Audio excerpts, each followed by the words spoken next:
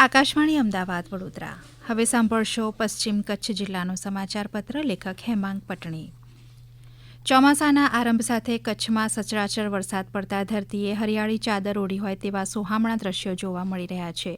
જિલ્લામાં અત્યાર સુધીમાં 64% વરસાદ પડવા સાથે મધ્યમ સિંચાઈના 6 અને નાની સિંચાઈના 53 ડેમ ઓગની ચૂક્યા છે. અષાઢ અને શ્રાવણ માસમાં ધાર્મિક આયોજનોનો ધમધમાટ જોવા મળે છે. દેશ વિદેશોમાં વસતા હરિભક્તોમાં હિંડોળાનું ખૂબ મહત્વ છે. કચ્છમાં નરનારાયણ દેવ તાબા હેઠળના ભુજ, અંજાર અને પ્રસાદી મંદિરો ખાતે કલાત્મક હિંડોળા રંગ જમાવી રહ્યા છે. હરિભક્તો મોટી સંખ્યામાં દર્શન કરવા ઉમટ્યા છે. ભુજ સ્વામિનારાયણ મંદિરના મહંત, ઉપમહંત, પાર્ષદ સહિત વડીલ સંતો દ્વારા યજમાનોની હાજરીમાં હિંડોળાનું ઉદ્ઘાટન કરવામાં આવ્યું હતું. સંતોએ શ્રીમદ ભાગવત કથાના પ્રસંગો અને હિંડોળા ઉત્સવનો મહિમા સમજાવ્યો હતો. અદાણી ફાઉન્ડેશન મુન્દ્રા અને આસપાસના વિસ્તારોને હરિયાળા બનાવવા કાર્યરત રહ્યું છે. મુન્દ્રા તાલુકાના વિરાણીયા ગામમાં વનીકરણના પ્રોજેક્ટનો આરંભ કરવામાં આવ્યો છે, જે અંતર્ગત આ પ્રદેશમાં 5000 વૃક્ષો વાવી ગાઢ જંગલ ઊભું કરવામાં આવશે. વિરાણીયામાં 4 એકર જમીનમાંથી બાવળના વૃક્ષો દૂર કરી જમીન ફળદ્રુપ બનાવવામાં આવશે.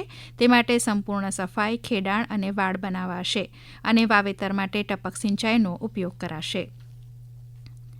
ઉપજાઉ જમીન ઉપર લગભગ 40 પ્રકારના વિવિધ સ્વદેશી ફળ, ફૂલ અને ઔષધીય છોડ રોપવામાં આવશે. આ પ્રસંગે મુન્દ્રાની આસપાસ આવેલા વિસ્તારના અગ્રણીઓ ઉપસ્થિત રહ્યા હતા. વિરાણીયા ગામના પ્રકૃતિ પ્રેમી સરપંચ શક્તિસિંહ જાડેજાએ વનીકરણ પ્રોજેક્ટને આવકારતા જણાવ્યું હતું કે તે પક્ષીઓ માટે આશ્રય સ્થાન બનશે. અદાણી ફાઉન્ડેશન દ્વારા ઊભા કરાયેલા ગાઢ જંગલની અમે સંભાળ રાખીશું. ફાઉન્ડેશનના CSR વડા પંક્તિબેન શાહે વૃક્ષોના મહત્વ ઉપર ભાર મૂકતા જણાવ્યું હતું કે ફાઉન્ડેશન આવા વૃક્ષ મંદિરો બનાવવા માટે ગ્રામજનો સાથે ખભે ખભા મિલાવીને કામ કરવા પ્રતિબદ્ધ છે.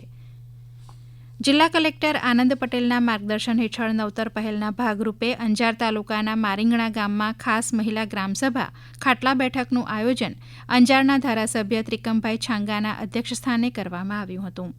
આ તકે વિવિધ પ્રશ્નોના સમાધાન સાથે જ ગામમાં વિવિધ સ્પર્ધાત્મક પરીક્ષાની તૈયારી કરતી દીકરીઓ માટે પિંક લાઇબ્રેરી બનાવવા માટે 5 લાખ રૂપિયાની વિશેષ ગ્રાન્ટ ફાળવવામાં આવી હતી. ધારાસભ્ય ત્રિકમભાઈ છાંગાએ સંબોધન કરતા જણાવ્યું હતું કે ગામની મહિલાઓએ સરકારની વિવિધ યોજનાઓનો લાભ લેવો જોઈએ. જો પોતે પાત્રતા ધરાવતા ન હોય તો ગામની અન્ય જરૂરિયાતમંદ મહિલાઓ સુધી માહિતી પહોંચાડવી જોઈએ. દીકરીઓના શિક્ષણ ઉપર ભાર મૂકતા તેમણે જણાવ્યું હતું કે દરેક દીકરીએ ફરજિયાત શિક્ષણ લેવું જોઈએ.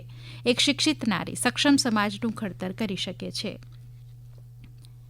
ગામના વિકાસ માટે વિવિધ પ્રશ્નો રજૂ કરનારી અને ગ્રામસભામાં ઉપસ્થિત રહેનારી તમામ બહેનોને અભિનંદન પાઠવતા તેમજ બહેનો તેમજ દીકરીઓ ઉત્તરોત્તર પ્રગતિ કરે તેવી શુભકામનાઓ તેમણે પાઠવી હતી. રાજ્યના વિશાળ જિલ્લા કચ્છમાં પ્રવાસન સુવિધાઓ વિકસાવવામાં આવી રહી છે, ત્યારે કચ્છમાં પ્રથમ વખત હેરિટેજ વિલેજ તેરાનો 16 કરોડ 80 લાખ રૂપિયાના ખર્ચે વિકાસ કરવામાં આવશે. આ માટે ગુજરાત પ્રવાસન વિભાગ દ્વારા તૈયારીઓ શરૂ કરી દેવામાં આવી છે. વિવિધ ધાર્મિક સ્થાપત્ય અને રાજાશાહી ઇતિહાસ ધરાવતા અબડાસા તાલુકાના તેરા ગામમાં જાહોજાલાલી જોવા મળે છે. ગામના ઇતિહાસને ધ્યાને રાખી સ્થાનિકોએ કરેલી રજૂઆત બાદ અને ભૂકંપ બાદ આ ગામને હેરિટેજ વિલેજનો દરજ્જો અપાયો હતો. કચ્છના પ્રભારી સચિવ અને આરોગ્ય કમિશનર હર્ષદ પટેલ કચ્છની 2 દિવસની મુલાકાતે આવ્યા હતા. તેમણે સંકલન બેઠકમાં હાજરી આપી હતી અને કચ્છના જર્જરિત માર્ગોની મુલાકાત લીધી હતી. કચ્છમાં ચાલી રહેલી રોડ રસ્તા રિપેરિંગની કામગીરી અંગે અધિકારીઓ સાથે બેઠક યોજીને કોઈપણ ભયજનક બ્રિજ કે પુલ ખુલ્લો ન રહે તેની સૂચના આપી હતી. સાથે જ કચ્છની તમામ આંગણવાડીઓ, પ્રાથમિક શાળા અને માધ્યમિક શાળાઓના જર્જરિત હોય તેવા ઓરડાઓ વિશે અધિકારીઓ પાસેથી વિગતો મેળવી હતી. જો શાળામાં કે આંગણવાડીમાં જર્જરિત રૂમ હોય તો વિદ્યાર્થીઓ માટે વૈકલ્પિક વ્યવસ્થા કરવા માટેની સૂચના આપી હતી. આ ઉપરાંત જે શાળાઓમાં કે આંગણવાડીઓમાં નવા ઓરડા બનાવવાની કામગીરી ચાલી રહી છે તેને વિના વિલંબે પૂર્ણ કરવા પણ જણાવ્યું હતું.